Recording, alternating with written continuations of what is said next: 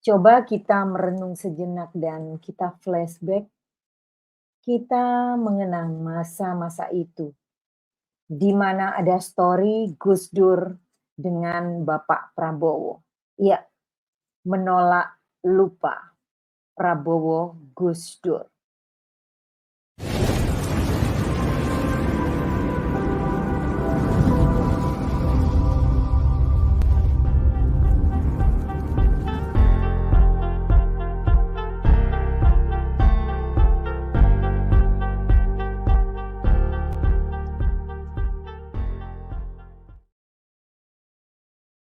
Assalamualaikum warahmatullahi wabarakatuh. Salam Om Swastiastu.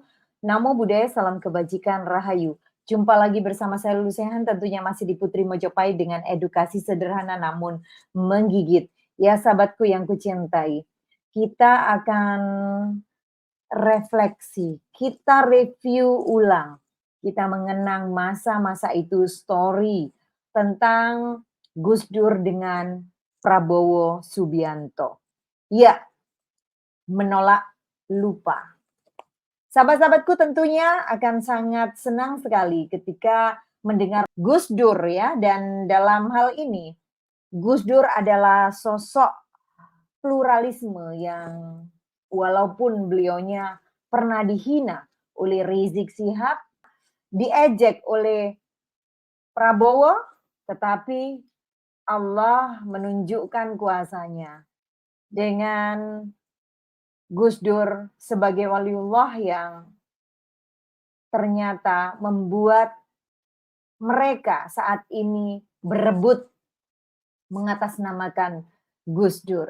Oke, sahabat-sahabatku semuanya, kita akan sedikit mengingat masa lalu dengan membaca artikel ini untuk sahabat-sahabatku yang kucintai.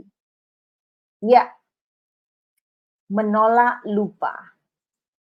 Prabowo pernah ejek Gus Dur, malu punya presiden buta.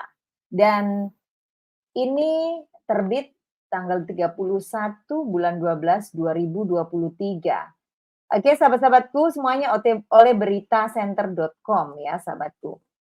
Baik, masih ingat di dalam benak kita capres nomor urut 2 Prabowo Subianto yang pernah merasa malu mempunyai Presiden Abdurrahman Wahid alias Gus Dur yang buta. Salah satunya adalah Alan Nair. Dia adalah wartawan investigasi asal Amerika Serikat yang menjadi terkenal karena pernah dipenjara oleh bekas orang nomor 1 di Indonesia, Soeharto, saat sedang meliput di Timor Timor. Baiklah, kemudian dikutip beritacenter.com dari kbr.id di blog alannair.orang. HTTP ini ya pemirsa. Oke, dia memunculkan kembali hasil wawancaranya dengan capres dari Gerindra, Prabowo Subianto yang dilakukannya pada Juni dan Juli 2001. Mereka bertemu di kantor Prabowo di Mega Kuningan, Jakarta. Saat itu Alan tengah membuat laporan tentang serangkaian kasus pembunuhan yang diduga melibatkan militer. Dia berharap Prabowo mau berbicara seputar kasus ini, namun Prabowo mengaku hanya memiliki sedikit informasi mengenai pembunuhan itu.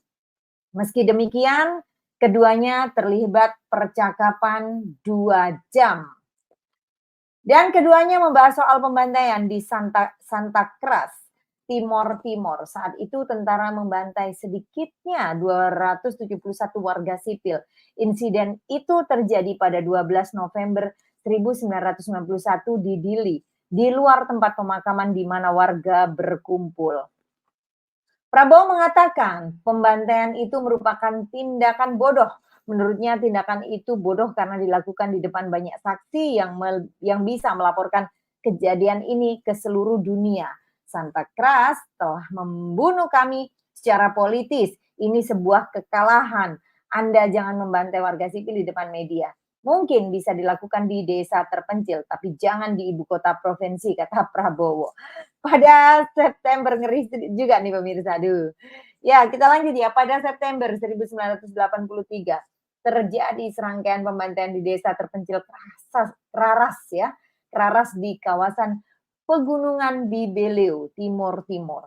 Komisi Rekonsiliasi Timur Timur bentukan PBB menemukan bahwa Prabowo ditempatkan di sektor Timur saat pembantaian itu terjadi. Sejumlah saksi mengungkapkan bahwa Prabowo terlibat dalam operasi untuk mengurangi populasi warga di sipil di Gunung Bibileo. Oke, saya ulang ya. Sejumlah saksi mengungkapkan bahwa Prabowo terlibat dalam operasi untuk mengurangi populasi warga sipil di Gunung Bibileo. Baik, kita lanjut pemirsa. 2 tahun setelah Soeharto lengser, Indonesia dipimpin Presiden sipil Abdurrahman Wahid alias Gus Dur. Gambarnya kini sering dipakai Prabowo untuk kampanye. Namun menurut Alan, Prabowo dulu pernah mengecam Gus Dur dan demokrasi Indonesia. Indonesia belum siap untuk demokrasi, kita masih kanibal, masih banyak kelompok yang melakukan kekerasan menurutnya, kelompok etnis dan keagamaan masih menghalangi demokrasi. Terkait Gus Dur, begini kata Prabowo, militer kok tunduk pada presiden buta. Bayangkan, lihat dia, yang dimaksud di sini adalah Gus Dur ya pemirsa, dia sangat memalukan. Sekarang lihat Tony Blair, Bras, Putin, mereka muda ganteng, sementara kita punya presiden buta. Wow, keren sekali ya. Sekarang malah dijadikan rebutan ya pemirsa. Dan Prabowo mengaku sangat mengidolakan Jenderal Pervez Musharraf. Pemimpin Pakistan itu pernah menangkap Perdana Menteri sipil dan menerapkan pemerintahan diktator. Apakah saya punya keberanian? Apakah saya siap disebut sebagai diktator fasis? Musharraf punya keberanian itu, kata Prabowo. Nah, baiklah sahabat-sahabatku semuanya, sedikit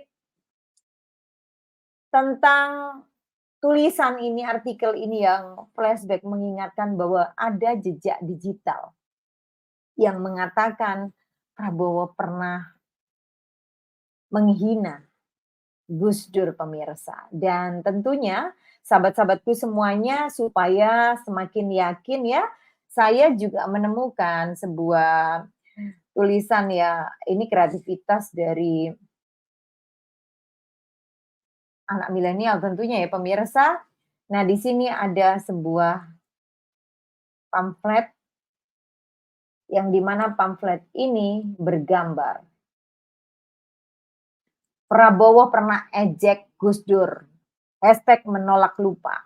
Militer kok tunduk pada presiden buta. Bayangkan, lihat dia dalam kurung Gus Dur. Dia sangat memalukan. Sekarang lihat Tony Blair, Bras, Pak Putin. Mereka muda ganteng sementara kita punya presiden buta. Prabowo Subianto. Dan di bawahnya juga ada hashtag asal bukan Prabowo. Dan lagi disusul asal bukan 02. Nah, sahabat-sahabatku semuanya, wajar dalam hal perpolitikan. Nah, di sini kita harus sportif.